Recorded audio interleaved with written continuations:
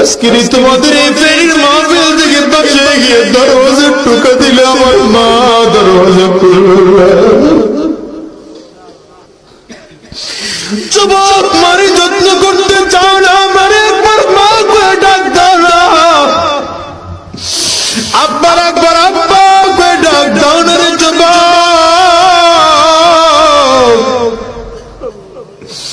তুই কি কোনদিন বৃদ্ধ হবি না রে ভাই? সেদিন তোর সন্তান কিন্তু তোর সাথে এমন আচরণ করবে। এই জন্য অনুরোধ করে গেলাম, এই ভরা মজলিসে তাকায় তাকায় দেখো যেই মানুষগুলোর মা নাই, যেই মানুষগুলোর বাবা না, কিন্তু চোখের পানি ধরে রাখতে পারে না। আমি একটু দেখি আমার মা নাই, কার কার মা নেই, একটু হাত গুলো উঁচু করো। কার কার বাবা নাই, আপনারাও হাত গুলো উঁচা করে।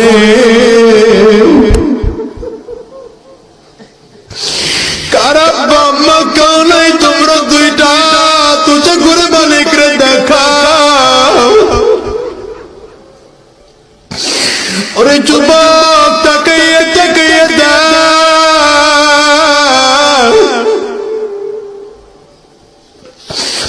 এই মানুষগুলো বড় দুঃখী মানুষ।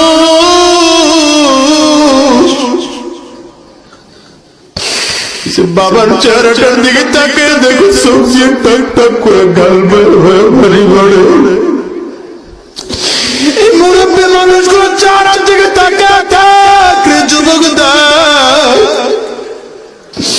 এই মানুষগুলোর বাবা না,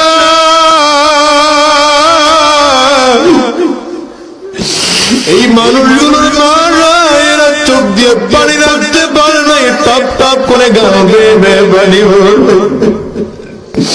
এই মাঠের মধ্যে তাকে দেখো কত মানুষ মনে হচ্ছে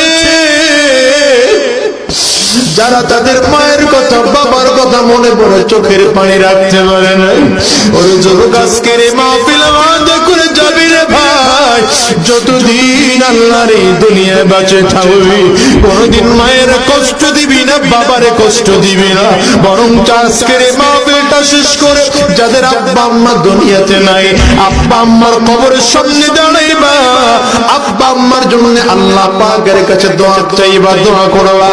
আর যাদের আব্বা আম্মা দুনিয়ার জমিনে বেঁচে আছে, আব্বা আম্মার কাছে আজকের মাহফিলটা শেষ করে যাইয়া পাও দুইটা জড়া দুইরা মাপতে কালমারে যুবক, যতক্ষণ পর্যন্ত মাপ না করবে পাও দুইটারে ছাড়বা না।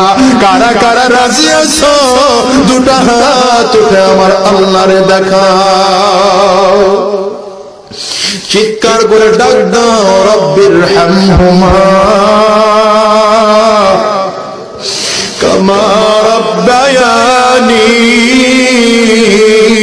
সগীরা। জোরে ডাক দাও, জোরে ডাক দাও, রব্বির হামহুমা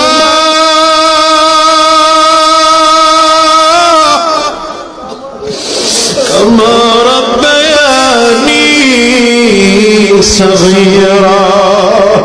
ও যুবক, ও যুবক, অনুরোধ করে গানা, ইবাদত করবা তো আল্লাহর ইবাদত করবা, গোলামি করবা তো আল্লাহর গোলামি করবা। আব্বা আম্মার সাথে ফাইজলামি করবা না, আব্বা আম্মা কষ্ট পায় এমন কোন আচরণ করবা না রে ভাই। মনে করতে পারো হুজুর অনেকদিন দুনিয়ার বাঁচিয়ে থাকবো, এত তাড়াতাড়ি বড় হুজুর বড় বুজুর্গ হয়ে লাগি, একটু দাড়ি মোছ হলে তখন আমি নামাজ শুরু করবো, বিয়ে শাদী করলে নামাজ রোজা শুরু করবো। না রে ভাই না, আজকে হায়াত আছে আগামীকালকে বাঁচবো এমন কোন গ্যারান্টি নেই, এমন কোন গ্যারান্টি নেই। আমি প্রায় মাহফিলে বলি রে ভাই, আজকে কতটা মনে পড়ে গেল, আমার একজন বন্ধুর নাম ছিল মাওলানা কারি শফিকুল ইসলাম, আমাদের ঢাকায় শনিদেখলা এলাকায় লোকটা থাকতেন। আমরা এই ডিসেম্বর মাস গেল, এই ডিসেম্বরের আগের ডিসেম্বর মাস 2017 সনের ডিসেম্বর মাসের 11 তারিখ ঢাকায় আমাদের মিছিল ছিল। আমরা দুইজনে হাতে হাত ধরে মিছিল শুরু করলাম। তোমাদের এলাকার বসির মাহমুদ আমাদের সাথে ছিলেন, একসাথে মিছিল করলাম। দুইজনে কত দুষ্টুমি কথাবার্তা বললাম। আরে মিছিল করতে করতে প্রায় পৌনে একটা বেজে গেল। আমার দিকে তাকিয়ে বললেন, আজাদি ভাই, আমার একটু যোহরের নামাজ গিয়ে পড়াইতে হবে, চলে যায়। আমাদের মাঝ থেকে বিদায় নিয়ে যোহরের নামাজ পড়ানোর জন্য চলে গেলেন। আমরা কয়েকজন এসে বাইতুল মুকাররমে নামাজ পড়লাম। খাওয়া দাওয়া করতে করতে প্রায় পৌনে 3টা বেজে গেল। হঠাৎ করে মোবাইলে ফোন আসলো, হুজুর একটু তাড়াতাড়ি করে ঢাকা মেডিকেলে আসেন না। আমি বললাম, কেন? বলে, আপনার বন্ধু শফিকুল ইসলামের অবস্থা বড় খারাপ। দৌড়ে চলে গেলাম। আরে গিয়ে নরমাল বেডে খোঁজ করি, কোথাও শফিকুল ইসলাম নাই, কোথাও নাই। খুঁজে খুঁজে দেখি ঢাকা মেডিকেলের মর্গের মধ্যে লাশটা ফেলায় রাখছে। তাই তোরা তো ডাক্তারদেরকে ডেকে বললাম, ভাই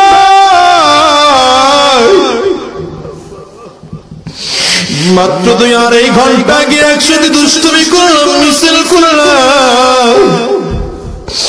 মাত্র 2.5 ঘন্টার ব্যবধানে আপনি কেন লাশটারে ফেলায় রাখছেন?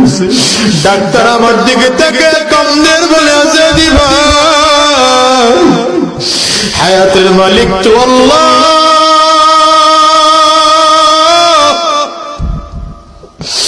আমরা বাঁচিয়ে রাখার চেষ্টা কম করি না। আপনার বন্ধুরে আমরা বাঁচিয়ে রাখতে পারি না। আরে আমি কিছু গেটটা ধরে লাশের দিকে তাকায় তাকায় চিন্তা করতেছি, না মানি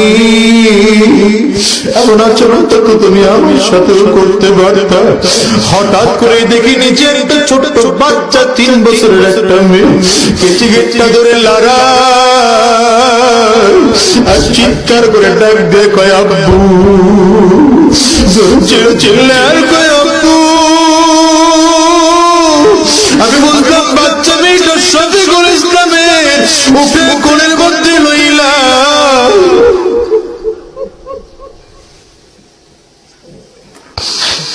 বাচ্চা মেয়েটা আমার দাড়ি ধরে লারা আর ডাক দিয়ে কয়, চাচ্চু।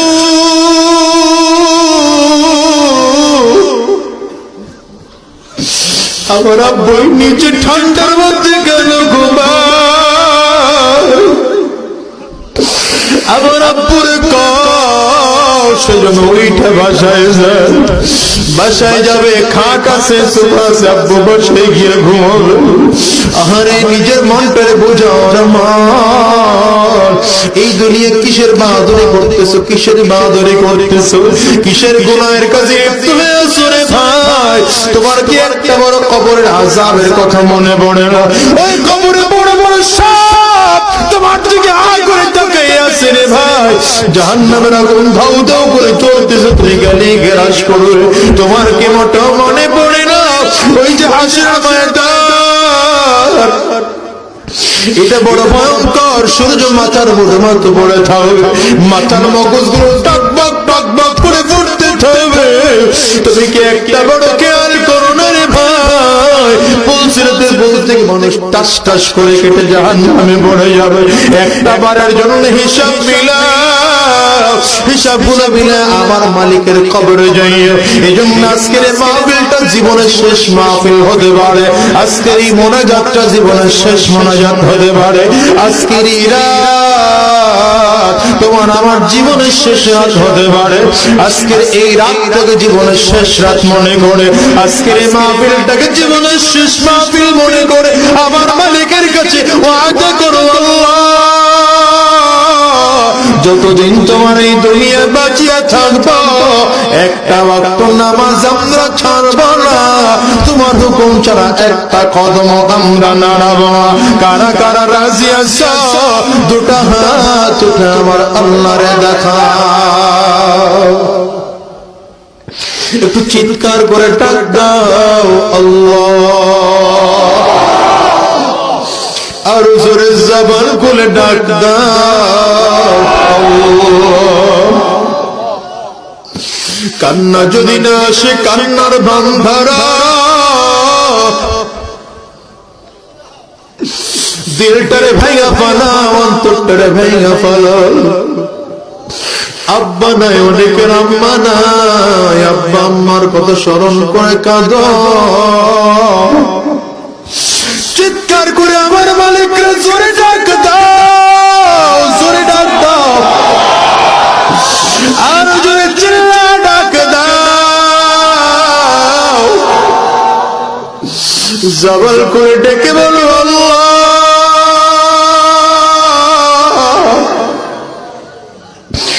ও মালিক,